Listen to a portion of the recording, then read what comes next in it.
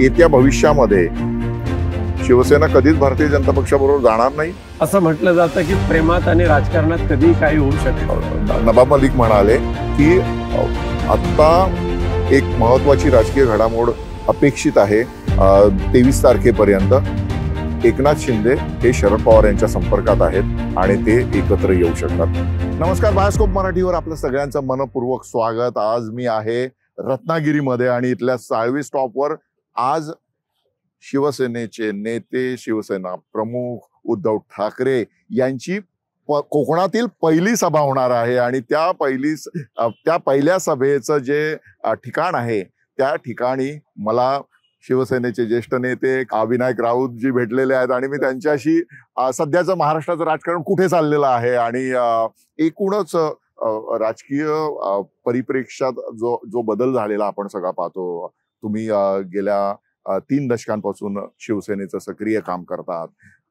आमदार आणि खासदार आणि संघटनात्मक महत्वाच्या जबाबदाऱ्या तुम्ही निभावलेल्या आहेत. आत्ताची निवडणूक तुम्हाला कशी वाटते हे मला तुमच्याकडूनच जाणून घ्यायचं. खरं म्हणजे आत्ताची महाराष्ट्राच्या विधानसभेची निवडणूक ही महाराष्ट्राच्या हिताच्या दृष्टीने, महाराष्ट्रातल्या 13 कोटी जनतेच्या हिताच्या दृष्टीने अत्यंत महत्वाची आहे.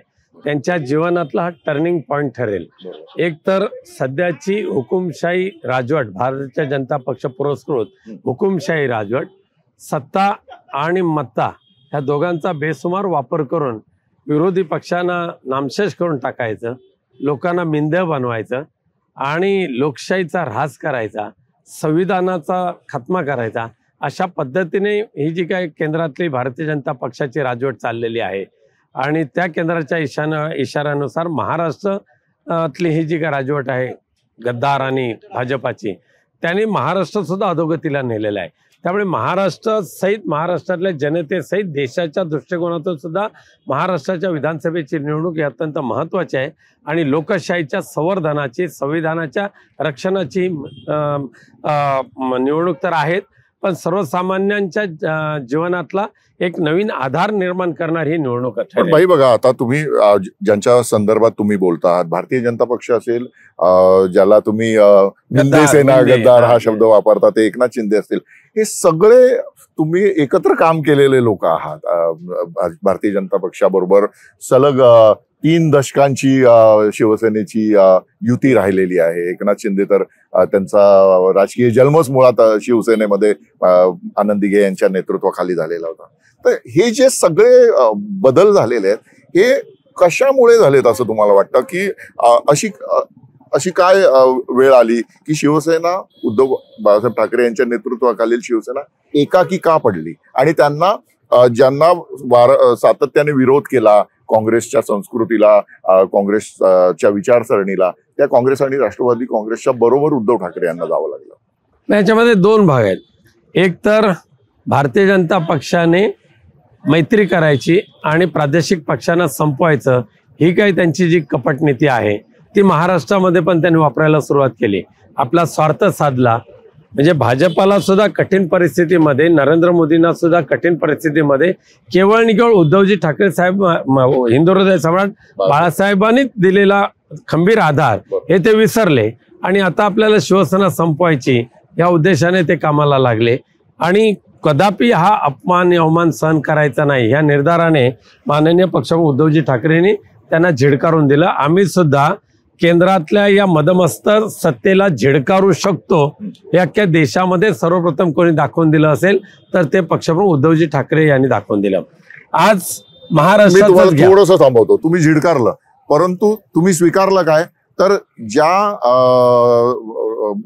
तत्वज्ञानाला, सर्वधर्म समभावाच्या किंवा मुस्लिम अनुनयाच्या तत्वज्ञानाला तुम्ही स्वीकारलं, तिकडे गेलात, तर ही जी मूळ हिंदुत्वाची जी प्रतारणा आहे ही हिंदुत्वाची प्रतारणा त्रासदायक नाही ठरणार का पुढच्या वाटचालीमध्ये? नाही, उद्धवजी ठाकरे साहेबांनी जरी काँग्रेस आणि राष्ट्रवादी काँग्रेसची जवळीक केली तर शिवसेनेचं हिंदुत्व जे पहिल्यापासून हिंदू हृदय सम्राट बाळासाहेबांपासून ते उद्धवजींपर्यंत ते कायम राहिलेले आणि भविष्यामध्ये सुद्धा कायम राहणार आहे. केवळ हिंदुत्वाच्या नावाखाली केवळ आणि केवळ मतदारांच्या तोंडाला पानं फुसायची, मतदारांना कोणत्या ना कोणत्या आमिष दाखवायची आणि जातीय दंगली निर्माण करायची, आपलं राजकीय स्वार्थ साधायचं, ही व्याख्या उद्धवजींना सुद्धा मान्य नाही. आणि म्हणजे बाळासाहेबांची शिवसेना वेगळी आणि उद्धवजींची शिवसेना वेगळी. बाळासाहेबांनी सुद्धा जो जो ह्या हिंदुस्थानमध्ये राहतो आणि जो जो ह्या देशावर प्रेम करतो तो तो आपला आहे हेच मानलं होतं. आज सुद्धा उद्धवजी तेच मानतायत. त्यावेळेला सुद्धा बाळासाहेबांनी शाबीर शेख या मुस्लिम तरुणाला सुद्धा आमदार करून मंत्री केलं. आज सुद्धा उद्धवजी काश्मीर खोऱ्यामध्ये ज्या औरंगजेब शहीद झाला आता आपल्या हिंदुस्थानींच्या रक्षणासाठी त्याचा गौरव करतातच आहेत. परंतु भारतीय जनता पक्षाला सातत्याने हिंदू मुस्लिमांनी एकमेकाच्या विरोधात लढावं, मराठा दलितांनी एकमेकाची डोकी फोडावी, ही जी काय भाजपाची जी कपट नीती आहे ती शिवसेना पक्ष उद्धवजी ठाकरेंना मान्य नाही आहे. आणि म्हणूनच सर्व धर्म समभाव तो सोडा. एक आमचे बाळासाहेब म्हणायचे की पोट प्रत्येकाला असते बरोबर, आणि पण प्रत्येकाच्या शरीराला जात चिकटलेली असते पण भुकेला जात नसते. बरोबर. हे बाळासाहेबांचे जे तत्व होतं ते आजही उद्धव साहेबांनी सांभाळले आणि भविष्यामध्ये ते सांभाळू. पण त्या उपरी आज महाराष्ट्राची अवस्था जर तुम्ही बघितली राजकारणाची तर महाराष्ट्राचे विधानसभा अध्यक्ष, विधान परिषदेच्या सभापती, महाराष्ट्राचे उपमुख्यमंत्री हे कोण आहेत? शिवसेनेने तयार केलेले हे प्रॉडक्ट्स आहेत. ओरिजिनल भाजपा कुठे दिसतंय? तिथे ओरिजिनल भाजपा कुठे आहे? आता कोकणात आपण आहोत आणि कोकणात सुद्धा ज्या लढती आहेत या सगळ्या शिवसैनिकांमधल्याच लढती दिसत आहेत. दुर्दैव आहे ते, दुर्दैव आहे आमचं खऱ्या अर्थाने. ते काय त्या संदर्भात तुम्ही काय म्हणाला? जरी शिवसैनिकांमधले जरी असलं निवडणुका असल्या तर लोकांना माहिती आहे खरे शिवसैनिक कोण आहेत. लोकांना माहिती आहे खरी शिवसेना कोणाची आहे. जरी केंद्रातल्या राजकीय सत्तेचा दुरुपयोग करून, निवडणूक आयोगाचा दुरुपयोग करून आमची शिवसेना, आमचं धनुष्यबाण, आमचे बाळासाहेब जरी चोरण्याचा प्रयत्न भाजपाने केला आणि तो फुटीर गटाला दिला तरी सुद्धा मागच्या लोकसभेच्या निवडणुकीमध्ये महाराष्ट्रातल्या जनतेने मशाल चिन्ह स्वीकारलं आणि लोकांना माहिती आहे की चिन्ह हे शिवसेनेचं कशामुळे गेलंय. लोकांनाही माहिती आहे की उद्धवजींकडून जे 40-41 आमदार जे गेले ते विचाराने गेलेले नाही आहेत. केवळ आणि केवळ 50 खोके रूढ झालेला शब्द आहे ना, हा लोकशाहीतला सर्वात मोठा शब्द आहे 50 खोके. आणि तो पुढच्या संपूर्ण भविष्य काळामध्ये तो अधोरेखित केला जाईल आणि राजकारणाच्या सत्तेचा दुरुपयोग करून विचारसरणी कशी नष्ट करायची, पक्ष कसे फोडायचे या भाजपाने 50 खोक्याच्या माध्यमातून शिकवले. भाई, तुम्ही भारतीय जनता पक्ष सगळ्यात जास्त जवळून बघितलेला आहे, तुम्ही एकत्र काम केलेलं आहे आणि त्यामुळे आता तुमच्या म्हणजे शिवसेनेच्या माध्यमातून असं सतत सांगितलं जातं की भारतीय जनता पक्षाबरोबर आम्हाला जायचं नाहीये किंवा त्यांच्या बरोबर आम्ही समाधानी नाही आहोत. परंतु येत्या भविष्यामध्ये शिवसेना कधीच भारतीय जनता पक्षाबरोबर जाणार नाही जर तशी परिस्थिती निर्माण झाली. आपण पाहिलेलं आहे की 2014च्या निवडणुकीत काय झालं होतं. 2014च्या निवडणुकीत शिवसेना भारतीय जनता पक्षाबरोबर जायला तयार नव्हती. शरद पवारांनी बाहेरून पाठिंबा दिल्यानंतर शिवसेना त्यानंतर 100 दिवसांनी सत्तेत सहभागी झालेली पाहायला मिळाली. तेव्हा सुद्धा अशाच पद्धतीची खूप आक्रमक विधानं म्हणजे आदिलशाह आणि सगळी म्हणजे जुना इतिहास सगळा समोर आलेला होता. आता तशी परिस्थिती होईल का? कारण आजची जी राजकीय स्थिती आहे खऱ्या अर्थाने चुरस सत्तेच्या या सगळ्या खेळामध्ये निर्माण झालेली दिसते. तुम्ही काय म्हणताय? बघा, असं म्हटलं जातं की प्रेमात आणि राजकारणात कधीही काही होऊ शकते. Everything is fair in love and war असं म्हटलं जातं. या विषयावर केवळ आमच्या पक्षाप्रमुख उद्धवजी ठाकरे साहेबच घेतील, परंतु निर्णय घेतील, भाष्य करतील. पण एक आहे, उद्धवजींचा सुद्धा एक आहे की ज्याच्याशी मैत्री त्याच्याशी दिलखुलास मैत्री करायची आणि ज्याच्याशी एकदा नाही म्हटलं तर कायमचं नाही म्हणायचं. त्यामुळे स्वार्थासाठी, राजकीय स्वार्थासाठी मित्राचा खात्मा करायचा आणि शत्रूला कवटाळायचं हे तत्व उद्धवजींना सुद्धा मान्य नाहीये. पण आता आपण बघा कोकणात आहोत आणि तुम्ही कोकणचं नेतृत्व करता गेल्या 2 दशकांपासून. तर राजकारण ज्या पद्धतीने बदलत चाललेलं आहे विशेषतः कोकणचं, लोकसभेला आपण बघितलं की लोकसभेला अगदी म्हणजे पालघर पर्यंत शिवसेनेला जे अपेक्षित यश होतं ते अपेक्षित यश मिळालं नाही. महाविकास आघाडीला खूप मोठ्या प्रमाणात सेटबॅक बसला. तर आता विधानसभेला त्याची पुनरावृत्ती होणार का अशी एक खूप मोठ्या प्रमाणात चर्चा आहे, अशी शंका आहे प्रत्यक्ष काम करणाऱ्या लोकांच्या मनामध्ये. तुम्ही ग्राउंडवर काम करणारे नेते आहात, तुम्ही तुमचा व्यापक जनसंपर्क आहे कोकणातला, तुम्ही या सगळ्याकडे कसं पाहता की हे आव्हान आहे? बघा, कोकणातला लोकसभेतला भाजपाचा विजय हा विचाराचा किंवा नैतिकतेचा आहे असं मानायला तयार नाही. 150 कोटी रुपये खर्च केले जातात एकेका लोकसभेच्या निवडणुकीला. 150 कोटी? नक्कीच. जर असं सांगितलं त्यावेळेला जात होतं आणि सत्य होतं की ह्या लोकसभा मतदारसंघातील 7 लाख मतदारांना किमान 1,500 ते 2,000 रुपये वाटले गेले. मग वन नेशन वन इलेक्शनला बरेच लोक विरोध करतील जर प्रत्येक निवडणुकात एवढे पैसे मिळायला लागले तर. वैचारिक भूमिकेतून किंवा विचाराच्या केलेल्या कामाच्या जोरावर जर बोलायचं झालं तर इथल्या लोकसभा मतदारसंघातील मतदारांनी सुद्धा आम्हाला भरपूर आशीर्वाद दिले. फक्त 48,000चा जो फरक पडला तो केवळ आणि केवळ ह्या लक्ष्मी दर्शनामुळे. त्यामुळे आम्ही कुठे कामामध्ये कमी पडलो, मेहनतीमध्ये कमी पडलो असं नाही, पण दुर्दैवाने त्यावेळेला पैशाने केलेली मात ही मान्य करावीच लागेल. पण भविष्यामध्ये सुद्धा पैशाचा जर अति वापर ह्या निवडणुकांमध्ये होत राहिला तर ही देशातली लोकशाही जिवंत राहील की नाही हा प्रश्न आहे आणि त्याच्यावर गांभीर्याने मतदारांनी विचार करण्याची आवश्यकता आहे. बाई, तुम्ही संसदेमध्ये सुद्धा या विषयांवर सतत बोलत असता, प्रत्यक्ष लोकांशी काम करताना सुद्धा हा मुद्दा तुम्ही आवर्जून मांडता. पण आता जेव्हा लोकांमध्ये फिरतो तर लाडकी बहीण योजना ही सर्वसामान्य माणसाला उपकारक ठरलेली आहे. मी अनेक रिक्षावाले, अनेक प्रत्यक्ष काम करणाऱ्या महिला यांच्याशी बोललो या प्रवासामध्ये, तर प्रत्येक व्यक्तीच्या तोंडून निघतं की हो, आम्हाला त्याचा लाभ झालेला आहे आणि आम्हाला भीती वाटते की सपोज हे सरकार बदललं गेलं आणि दुसरं सरकार आलं तर ही योजना बंद करतील.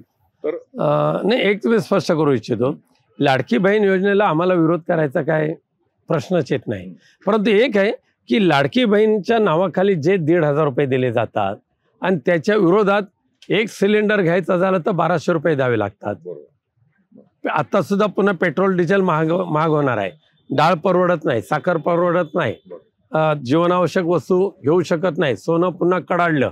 त्यामुळे एकीकडे महागाई नियंत्रणात आणण्याच्या ऐवजी त्या बहिणीला त्याच्या भावाला नोकरीचं शाश्वत आधार देण्याच्या ऐवजी केवळ 1,500 देऊन त्यांना त्यांच्यावर मेहरबानी करतोय असं दाखवण्याचा जो प्रयत्न केला जातोय ना, तो निंदनीय आहे. लाडकी बहीण योजना ही महाविकास आघाडीचं सरकार आलं तरी सुद्धा भविष्यामध्ये सुरू राहील, परंतु ती सुरू राहत असताना लाडक्या बहिणीचा सन्मान होईल अशा पद्धतीचा आर्थिक सहकार्य करण्याची आवश्यकता आहे. केवळ 1,500 रुपयामध्ये त्यांचं काही होत नाहीये, एक दिवसाचा खर्च भागत नाही. पण लाडकी बहिणीला जर सन्मान करायचा झाला तर त्या अनुषंगाने त्याचा सन्मानपूर्वक ती अमाऊंट देण्याची आवश्यकता आहे. ते देण्याचं काम महाविकास आघाडीचं सरकार जरूर करेल. आणि आज सुद्धा लाडकी बहीण योजनेपासून जे लाभार्थी आहेत त्याच्या दुप्पट लाभार्थी आज वंचित राहिलेले आहेत.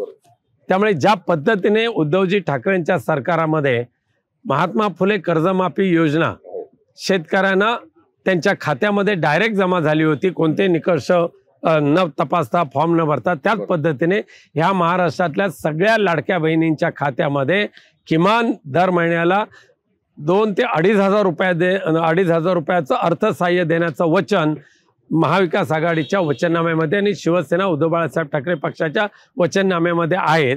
पण त्याचबरोबर त्या लाडक्या बहिणींचं संरक्षण आणि रक्षण करण्याची हमी सुद्धा महाविकास आघाडी आणि उद्धवजी ठाकरेंच्या सरकारने घेईल. बाई, 2 महत्वाचे प्रश्न तुम्हाला विचारतो की ज्याचा महाराष्ट्राच्या राजकारणावर खूप परिणाम होणार आहे. पहिला प्रश्न आहे तो म्हणजे काल नवाब मलिक यांनी एक स्टेटमेंट केलं की नवाब मलिक म्हणाले की आता एक महत्वाची राजकीय घडामोड अपेक्षित आहे 23 तारखेपर्यंत. एकनाथ शिंदे हे शरद पवार यांच्या संपर्कात आहेत आणि ते एकत्र येऊ शकतात. हे पहिलं स्टेटमेंट नवाबबाईंचं. दुसरं, प्रकाश आंबेडकर यांनी त्यांचं हॉस्पिटलमध्ये ऍडमिट होण्याच्या आधी एक विधान केलेलं होतं, ते म्हणजे देवेंद्र फडणवीस आणि उद्धवजी ठाकरे यांची एक खासगी भेट झाली आणि त्यानंतर संजय राऊत आणि जे पी नड्डा भाजपचे अध्यक्ष यांची एक खासगी भेट झाली होती. या दोन विधानांबद्दल मला तुमची प्रतिक्रिया पाहिजे. दुसऱ्या जे स्टेटमेंट आहे त्यांची, उद्धवजी आणि देवेंद्रजी फडणवीस आणि संजय राऊत दिल्लीला जाऊन भेटले, हे सगळे बकवासगिरी आहे. हे केवळ आणि केवळ संभ्रम निर्माण करायचा यासाठी पेरलेल्या त्या बातम्या आहेत, पेड न्यूज आहेत. त्यामध्ये कोणतंही तथ्य नाही. पण आज एक लक्षात घेतलं पाहिजे की अमित शहानी मागच्या आठवड्यामध्ये एकनाथ शिंदेनं दिलेला गर्भित इशारा, तुम्हाला तुमची ऐपत नसताना तुम्हाला आम्ही मुख्यमंत्री केलेलं आहे याच्यामध्ये समाधान माना, हा त्यांनी दिलेला गर्भित इशारा हा शिंदेच्या त्या पक्षाला मारक आहे, इशाराच आहे. हे लक्षात त्यांनी घेतलंच असेल असं मला पण वाटतं. नवाब मलिक यांच्यासारख्या नेत्याने म्हणावं की ते एकनाथ शिंदे शरद पवारांच्या जवळ चाललेले आहेत. काय तुम्ही काय म्हणता? त्यामुळे कदाचित एकनाथ शिंदेना आता सुद्धा माहिती पडलेलं आहे की भविष्यामध्ये म्हणजे आपलं जे मुख्यमंत्री पदाची कारकीर्द आहे ही केवळ आणि केवळ 25 तारीखपर्यंत, त्याच्यापुढे ह्या मुख्यमंत्री पदाला त्यांना चालना नाही, वाढ नाही, भविष्यकाळ नाही. त्यामुळे दुसरा घरोबा करून जर काय करता आलं तर कदाचित प्रयत्न करत असतील. मला त्याच्यावर अधिक काही भाष्य करायचं नाही. धन्यवाद भाई, तुम्ही बायोस्कोप मराठीला एवढी विस्तृत मुलाखत दिली आणि तुम्हाला भरपूर शुभेच्छा. धन्यवाद. येस.